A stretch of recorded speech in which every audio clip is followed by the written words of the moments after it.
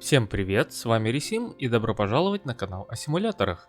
И сегодня для вас обзор на Brewpub Simulator. Это симулятор, где вам предстоит варить высококачественное крафтовое пиво или жижу, а также управлять своим роскошным или не очень баром. Все зависит от того, как у вас пойдут дела. Что ж, желаю всем приятного просмотра, начнем путь пивовара. Итак, с чего все начинается? Конечно же, с небольшого рассказа о том, как вы дошли до такого дела. А именно, вам в наследство от дедули, как полагается, достался бар, и конечно же, не в лучшем виде. Первым делом нужно навести порядок, убрать мусор, помыть полы, в общем провести генеральную уборку. С этого и начинается ваше обучение. Прибрались, молодцы, далее можно заняться реставрацией пола, стен и потолка. Поначалу выбор материалов невелик, но со временем докупите и остальное. А пока хватит и того, чтобы заведение не выглядело как заброшка. Чтобы было где клиентам посидеть, вам пришлют немного мебели. Все посылки и покупки вы будете получать через постамат рядом с вашим баром, что очень удобно. Главное, купи, а ниндзя-курьеры доставят. Теперь у вас есть стол, 4 стула и дилемма. Куда их поставить? Возле окна или у стены, чтобы было все красиво, а главное удобно. Определились с местом? Замечательно. Пришло время создать вывеску и назвать свой бар. Для этого будет набор инструментов, выбор логотипа, фона, шрифта и палитра цветов. Так что попробуйте создать то, что хотите, из того, что есть. Или можете не заморачиваться и включить рандом. В дальнейшем в меню создания логотипа появится функция с выбором стратегии, какая у вас будет целевая аудитория. Из желающих выпить что угодно до ценителей дорогого пива или что-то среднее между ними. Менять стратегию можно в любое время перед каждым открытием бара, но при смене сбрасывается рейтинг, что в принципе удобно, чтобы начать все с чистого листа и попытаться заработать рейтинг повыше. Итак, до открытия бара осталось совсем немного, а именно подключить один единственный кeg с пивом, который у вас есть, и прикупить кружки или стаканы. Не можете же вы позволить клиентам пить пиво прямо из-под крана? Ну вот, все готово к открытию, и первые клиенты ожидают свой заказ, а вам остается взять кружку с полки, наполнить ее пивом ровно 0,5 литра. Нальете меньше и получите негативную оценку, а если не перекроете кран вовремя, то пиво польется через край и запачкает вам стойку. Да и пива так на всех не хватит, закончится раньше времени. Отдали заказ, получили плату, немного чаевых и далее следующий клиент.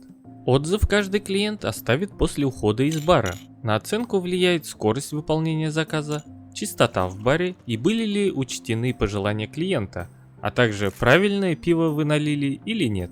Но это уже когда у вас будет подключено больше одного кега. Каждый отзыв влияет на рейтинг бара, от которого зависит, сколько чаевых вы будете получать и сколько клиентов к вам может прийти. Итак, все ваше пиво выпили, значит нужно пополнить запас, а именно сварить. Вам будет предоставлен рецепт, следуя которому вы приготовите стандартное пиво. Поначалу рецепт будет только один, но по мере прохождения сюжета вы будете открывать новые рецепты разной сложности.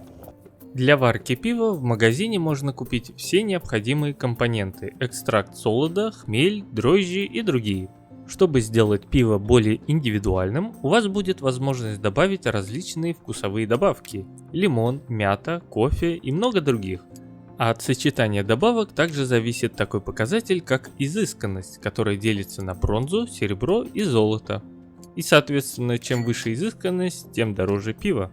Кстати, можете и красители добавить, чтобы пиво было необычного цвета, например, зеленого.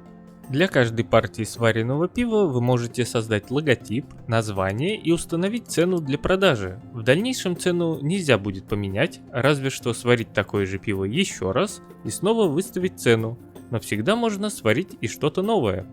Также у пива будет бонус по времени, оно показывает, в течение скольки дней вы будете получать повышенные чаевые за его продажу. Еще будет время перезарядки данного бонуса и остальная информация по пиву. Но самое главное — это количество звезд.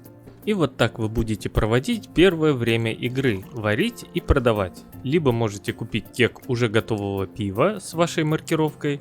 Понятное дело, это будет дороже, чем варить самому, но зато быстрее. А в какой-то момент симулятор пивовара превратится в симулятор мытья пивных кружек десятками, а потом и сотнями, причем мыть придется по одной штуке. Для удобства кружки можно собирать на поднос, чтобы успевать убирать их, пока они не образовали гору.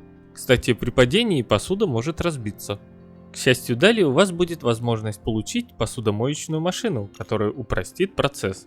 Правда, кружки собирать вам все равно придется самостоятельно. Кроме мытья кружек, вас будет ожидать проблема с соблюдением чистоты вашего бара. Только и будете успевать протирать столы, подбирать мусор в секундных перерывах между наливанием пива. Можете, конечно, заняться этим и в конце смены, но если показатель чистоты опустится до нуля, все уйдут. А также есть вероятность прихода проверки санитарных норм. По мере роста вашего уровня вам откроется доступ к новым кружкам, новой мебели, декору и улучшениям бара, которые позволят расширить его. Появится дополнительная кухня, куда вы сможете нанять повара, а также фургон с едой.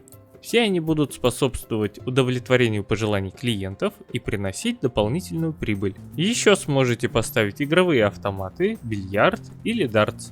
Кстати, в эти мини-игры вы и сами можете поиграть. А самое важное, вы сможете нанять бармена. Она, конечно, работать будет медленнее, чем вы, хотя может и наоборот. Но с ней у вас точно освободится время для сбора кружек со столов и уборку мусора. Деталей декора в игре достаточно много, чтобы создать свой неповторимый стиль, но для этого их еще нужно разблокировать. В конце каждой смены вы получите опыт для повышения уровня и, соответственно, разблокируете новые товары в магазине. А еще надо постараться заработать денег, чтобы было на что покупать этот декор и выплатить семейный долг. И в заключении, помимо основных заданий, в игре будут турнирные и другие заказы на разнообразное пиво.